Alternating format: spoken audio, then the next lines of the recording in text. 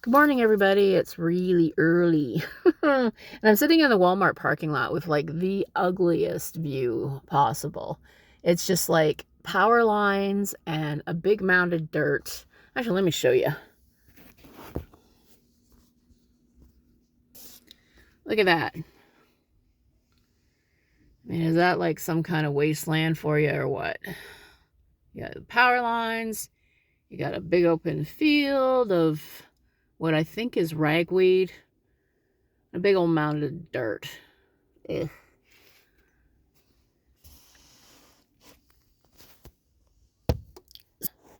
That it's kind of fitting that this is Satanic September, and we are at, wait, it's already, what's the date today? 13, 14, 15. Today's the 16th already, so we're more than halfway through the month. My goodness. Yeah, the last week hasn't been good. I had a hearing on Tuesday about my upcoming possible potential eviction, but yeah, it just was, wow. I can't talk about it too much, but what a farce. So today, I'm going to review The Hellbound Heart by Clive Barker. Now, this one's interesting because although it is about hell, and although there are deals involved, Big Red does not make an appearance. Actually, does Big Red make an appearance in any of the stuff I've thought of to review? Not so much. Yeah.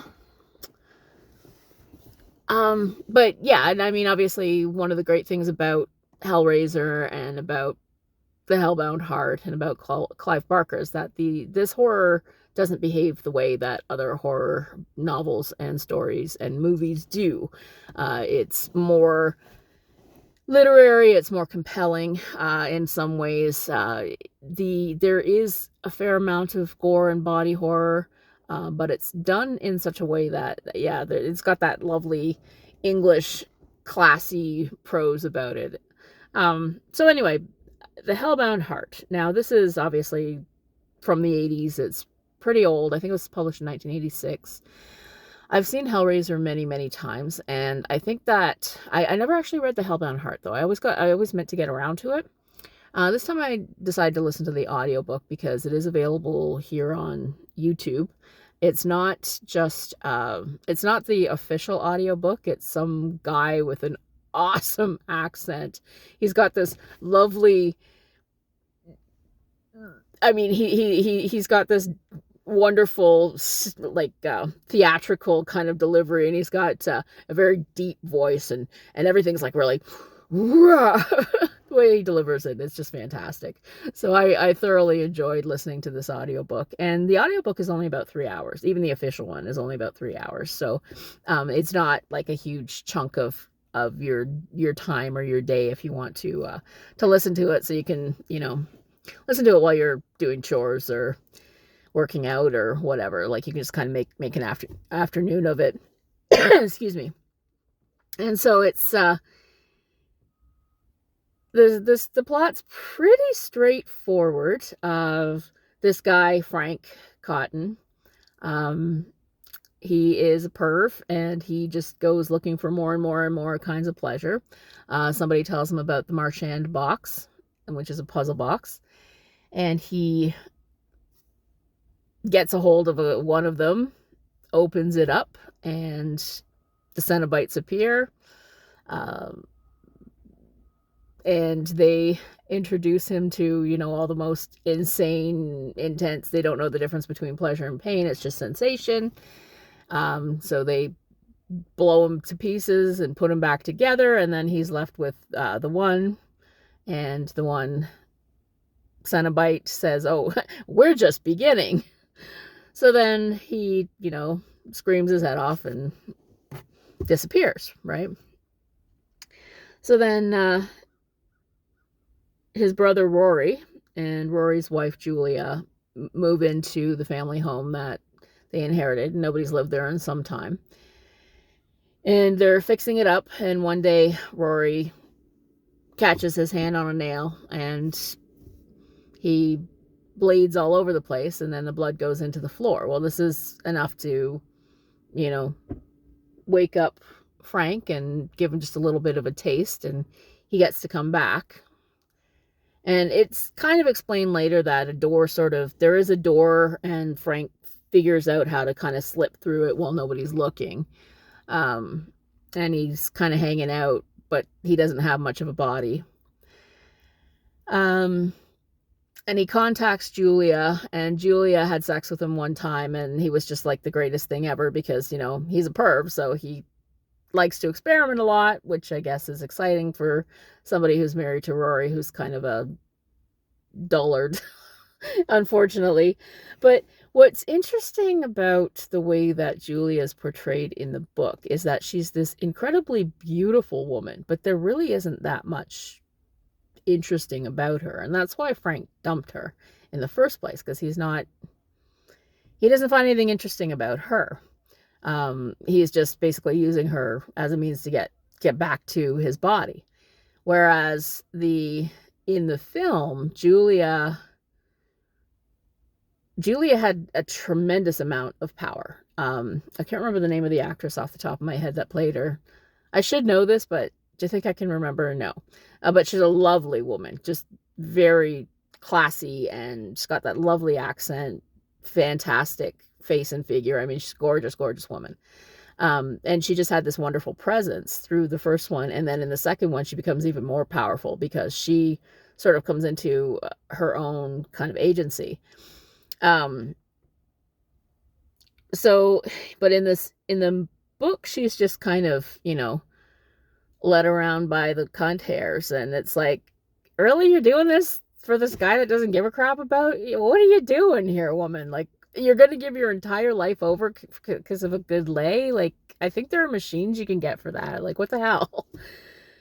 But again, maybe I just don't get the power of a good fuck. I don't know. And maybe that's one of the reasons that this kind of erotic body horror, maybe it's lost on somebody like me, because it's like, why would you sell your soul for that? Like, that doesn't matter. I mean, if you're going to sell your soul for anything, at least be able to fulfill all your dreams here. And I don't know. Anyway, so Frank tells her that he can come back, but he needs blood. So she goes and she starts picking up men and bringing them back and murdering them. And Frank's blood kind of drips into the floorboards, and through whatever dark magic, he starts eating them, basically, so that he can absorb their essence and become whole again. So eventually he's skinless, like he is in the film. And that's another thing too, is the film is, story-wise, is very, very close to the book. Like, it's really well done.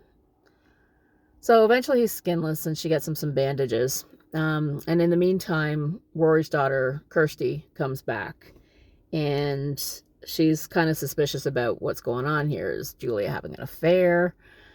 And so there's like a big scuffle, and Kirsty grabs the box, because it seems to be like the only thing that Frank cares about, runs out of the house, and gets knocked down and thrown into she gets thrown into the hospital. Now, in the film, there's a little girl that opens the box, I seem to remember. But in the book, it's Kirsty herself. She accidentally opens the box, mostly because she's trying to figure out what it is and why it's so important. So the Cenobites appear to her, and they're like, oh, you opened that by accident. That happens sometimes, but you know what? We'll take you anyway. Because, nobody escapes Pinhead. And she's like, well, no, if I can bring you back to Frank, will you leave me alone? And they go, yeah, we'll think about it. So she gets out of the hospital. She goes back to the house, and she sees Julia there, and she's talking to, and there's Rory. But Rory is all of a sudden a creep. And he starts talking to her, and she's like, wait, that's wrong. And he's like creeping on Christy, and it's like so gross. So then, so she figures out that it's actually Frank wearing Rory's skin, which they also do in the film, and it's really good. It's like so gross. And then she runs upstairs, falls down in the into that room, falls down in the closet onto what she thinks is Rory's body, but it's no, she thinks it's Frank's body, but then she realizes it's actually Rory's body that's been skinned. And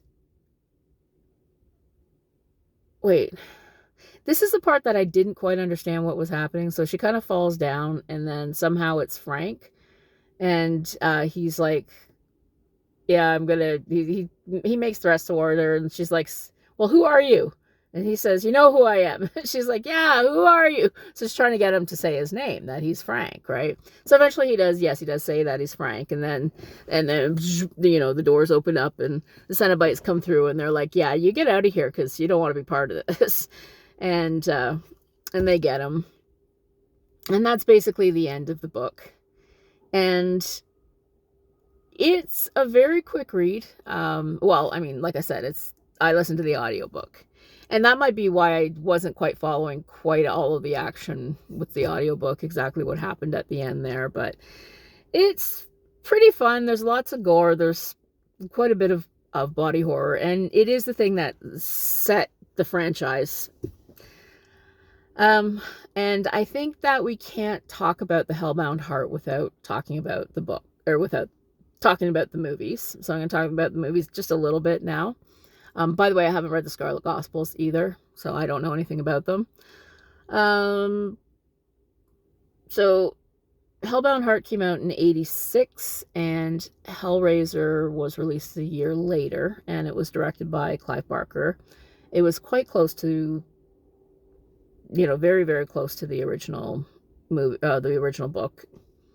And because I've seen the movie so many times, it was really hard not to picture those actors as, as their roles. I mean, they just were so well cast. And then Hellbound, which is Hellraiser 2, came out. And then there was Hell on Earth, which I actually saw in the cinema, and it was so bad.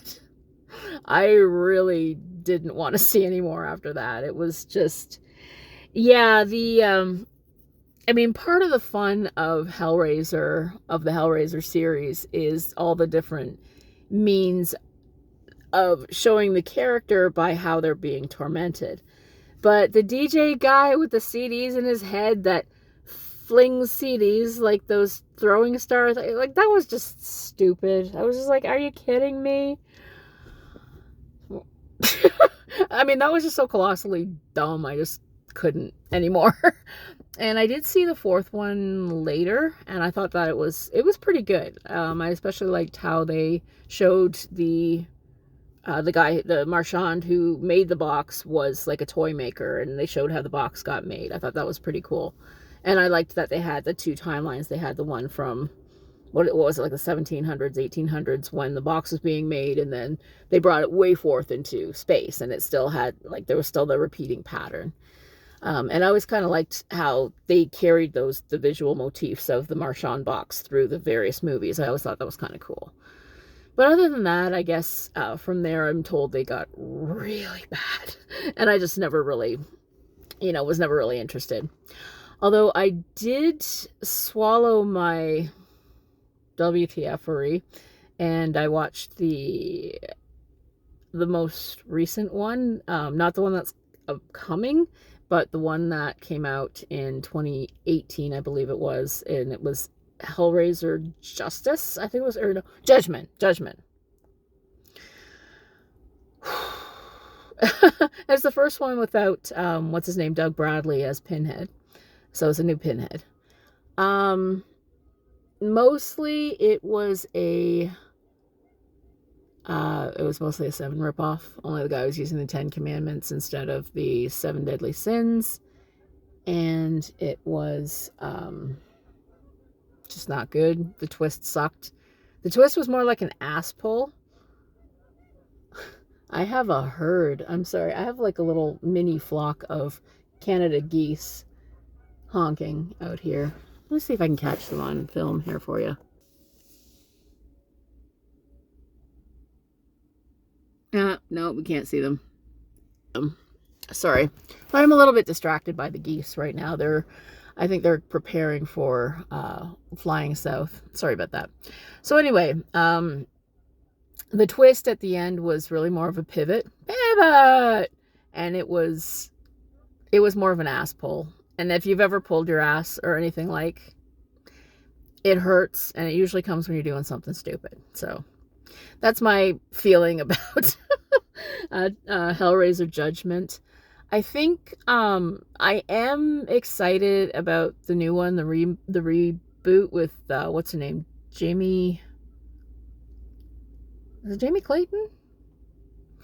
And of course, a lot of people are like, "Oh, why do you have to be woke? Why are you using a trans woman?" You know what? She's gorgeous. She's scary as hell. I've seen the Hellraiser makeup, the first release photos, and she will be fan-fucking-tastic. And if you don't like it, go fuck yourself. The original character was never male. The original character was gender ambiguous. And all of the Cenobites have always been androgynous, so fuck you if you don't like it. And she's going to do an awesome job. And I think that even if the movie absolutely sucks, she'll be great. So anyway, the Hellbound Heart, I'm going to give it 4.5 out of 5 stars. The only reason I don't give it a 5 full stars is just the muddle at the end. I kind of wasn't too... I kind of lost track of what was going on. And that could be my own fault, but you know what? The stars are pretty arbitrary anyway. So I hope you're reading lots of great horror. Fall is coming. It's Satanic September. Have a great day. Oh, and the Canada geese, I'm pretty sure that they will accompany me to hell, because if you've ever encountered a Canada goose, they're bastards, every one of them. Have a great day.